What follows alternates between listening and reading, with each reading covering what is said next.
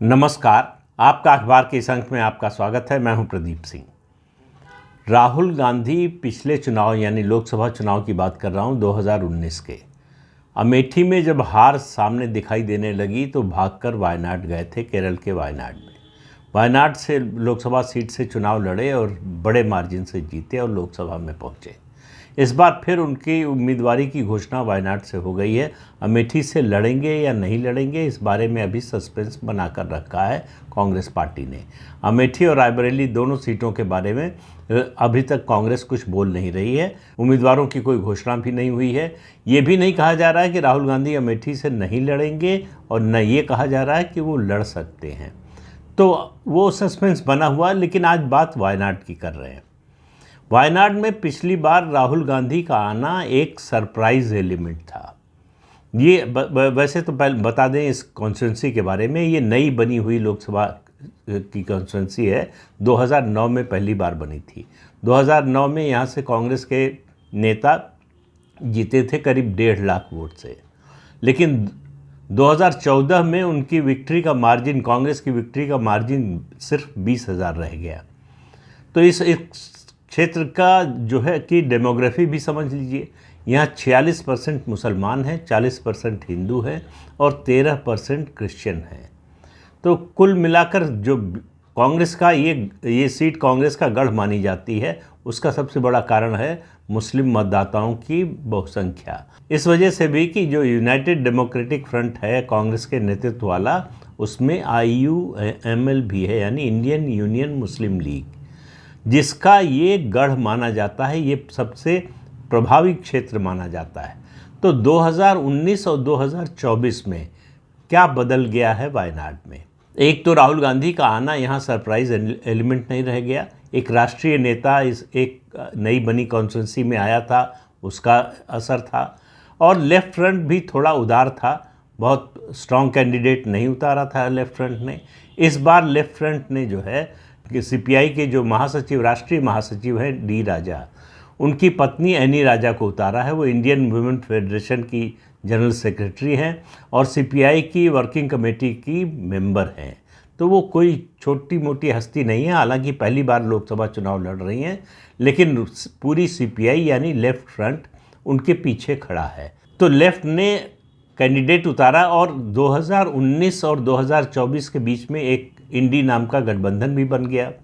उस इंडी गठबंधन में लेफ्ट फ्रंट भी है और UDF भी है, दोनों हैं वैसे तो राष्ट्रीय स्तर पर, लेकिन केरल में आपस में एक दूसरे से लड़ रहे हैं। तो असली लड़ाई वायनाड में इंडी गठबंधन के दो घटक दलों UDF और LDF के बीच में होगी। एक परिवर्तन तो ये आया है। दूसरा परिवर्तन आया है भारतीय जनता पार्टी की ओर से।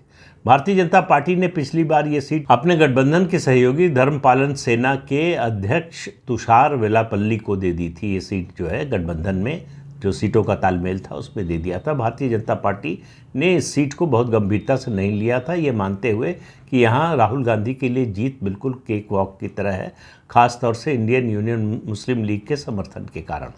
और इंडियन यूनियन मुस्लिम लीग का पूरा समर्थन राहुल गांधी को था। तो इस वजह से भी वो 4,30,000 वोटों से जीते। 2014 में कांग्रेस का उम्मीदवार सिर्फ 20,000 से जीता था, राहुल गांधी 4,30,000 से जीते। एक तरह से मतलब एक तरफा लड़ाई थी। इस बार परिस्थिति बदली हुई है। बदली हुई इस कारण भी है कि UDF में भी खटपट है, यानी कांग्रेस के नेतृत्व वाला जो यूनाइटेड डेमोक्रेटिक फ्रंट है उसके अंदर खटपट है। उसमें इस बार IUML यानी इंडियन यूनियन मुस्लिम लीग, उसको गठबंधन में 2 सीटें लोकसभा की मिलती हैं। इस बार वो 3 सीटें चाहता था। बड़ा इंसिस्ट किया, बहुत जोर लगाया कि 3 सीटें मिल जाए और तीसरी सीट वायनाड चाहते थे। इंडियन यूनियन मुस्लिम लीग का कहना है कि राहुल गांधी नॉर्थ से जाकर लड़े, अमेठी से जाकर लड़े, केरल क्यों आए हैं? और अपने घटक दल होने के बावजूद इंडियन यूनियन मुस्लिम लीग के लोगों ने ये बात कही।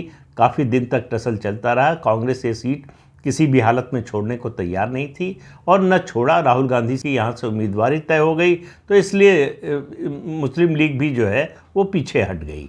लेकिन उसके कार्यकर्ता कितना मन लगाएंगे, क्योंकि इस इलाके में जीत उसी की होगी। ज़्यादा संभावना इस बात की है जिसके साथ मुस्लिम लीग खड़ी होगी। तो क्या मुस्लिम लीग के, इंडियन यूनियन मुस्लिम लीग के सारे कार्यकर्ता उसी तरह से मन से राहुल गांधी के लिए लगेंगे चुनाव में जिस तरह से वो 2019 के चुनाव में लगे थे? ये एक बड़ा प्रश्न है।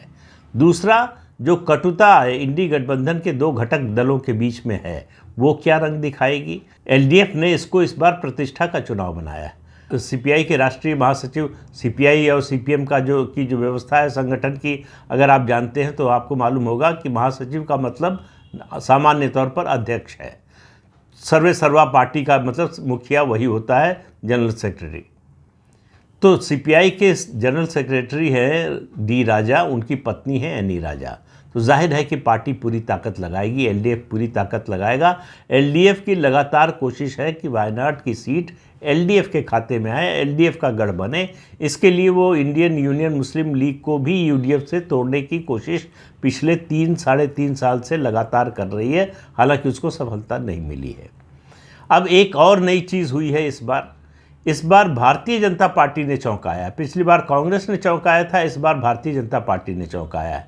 वायनाड की सीट को सब लोग मान रहे हैं और अब भी मैं भी मानता हूं कि राहुल गांधी जीत जाएंगे, लेकिन इतनी आसानी से नहीं। बीजेपी ने जो चौंकाया है, बीजेपी इस सीट को इतना गंभीरता से लेगी, ये अपेक्षा किसी को नहीं थी, खासतौर से कांग्रेस और राहुल गांधी को तो बिल्कुल नहीं थी। भारतीय जनता पार्टी ने अपने प्रदेश अध्यक्ष के सुरेंद्रन को मैदान में उतार दिया है।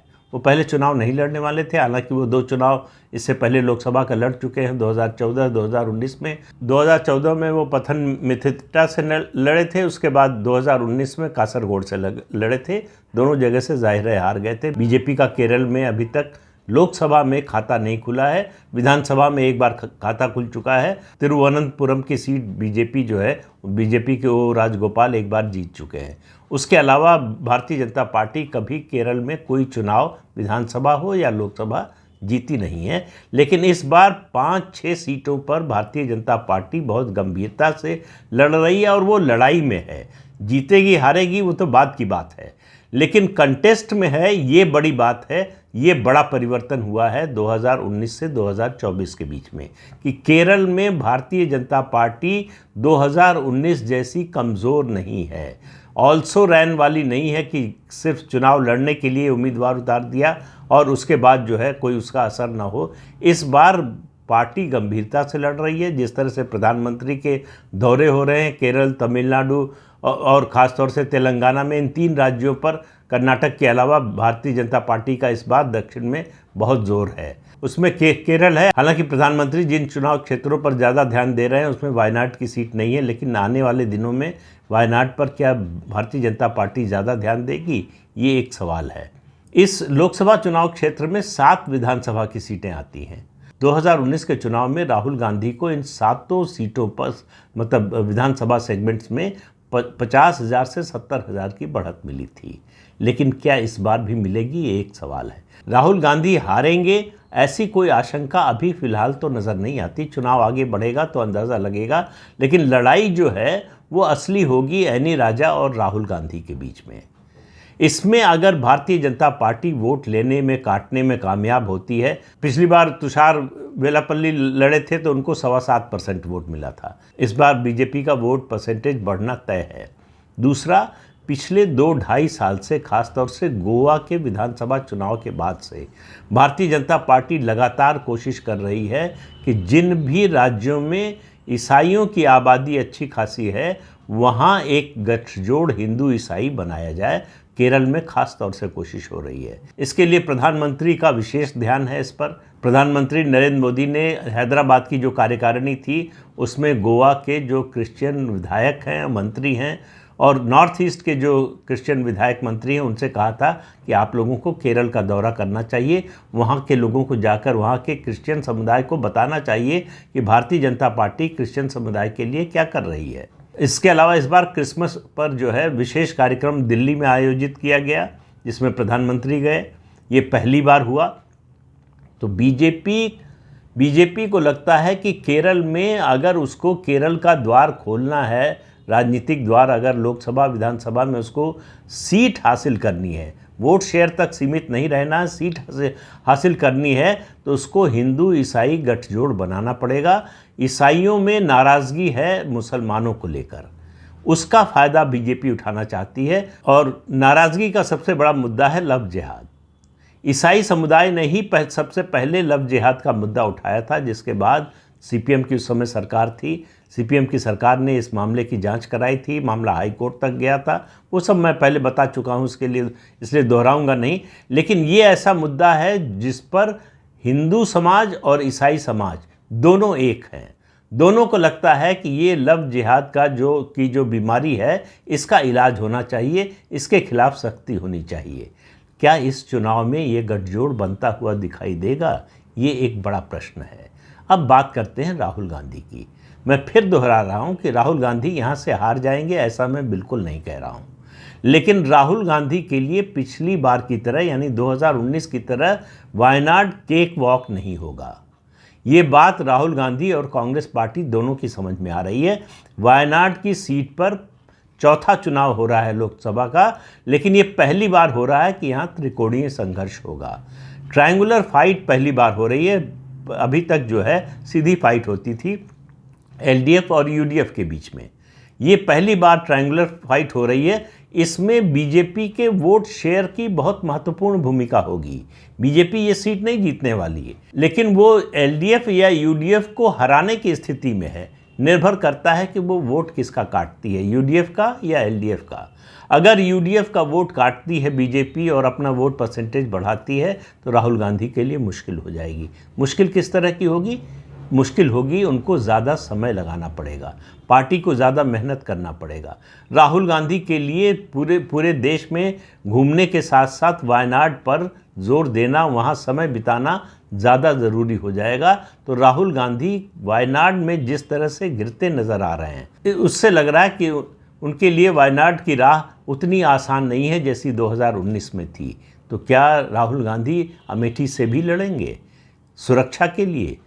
मुश्किल ये है कि कांग्रेस पार्टी को पूरे देश में 543 लोकसभा सीट में से कोई भी सुरक्षित सीट राहुल गांधी के लिए नहीं मिल रही है। वायनाड खोजा था पिछली बार, इस बार वायनाड भी जो है उतनी सुरक्षित नहीं रह गई है जितनी 2019 में लग रही थी। इसलिए सवाल कर रहा हूँ कि क्या राहुल गांधी वायनाड में फंस गए हैं? फंस गए हैं मतलब समय ज़्यादा लगाना, मेहनत ज़्यादा करना। स्मृति ईरानी अमेठी से वायनाड तक उनका पीछा करती हुई आई और पिछले दिनों जो है कुछ महीने पहले उन्होंने वायनाड में जो केंद्रीय योजनाएं हैं उनके इम्प्लीमेंटेशन की समीक्षा की और पाया कि ये योजनाएं लागू नहीं हो रही हैं ठीक से। ये सीधे रिफ्लेक्शन है स्थानीय सांसद पर, यानी राहुल गांधी पर। उसकी क्या नाराज़गी है लोगों में? ये केंद्रीय योजनाओं का लागू न होना, उसका लाभ न मिल पाने से क्या लोग राहुल गांधी और कांग्रेस से, यूडीएफ से नाराज़ हैं? ये भी एक सवाल होगा। एलडीएफ कितना जोर लगाएगी, इस पर भी निर्भर करेगा कि राहुल गांधी के लिए वायनाड की राह कितनी मुश्किल बनती है। तो इस अंक में इतना ही। अगले अंक में फिर मिलेंगे किसी नए मुद्दे के साथ। तब तक के लिए अनुमति दीजिए। आपसे अनुरोध है कि ये चैनल देखिए, शेयर कीजिए, लाइक कीजिए और सब्सक्राइब ज़रूर कीजिए।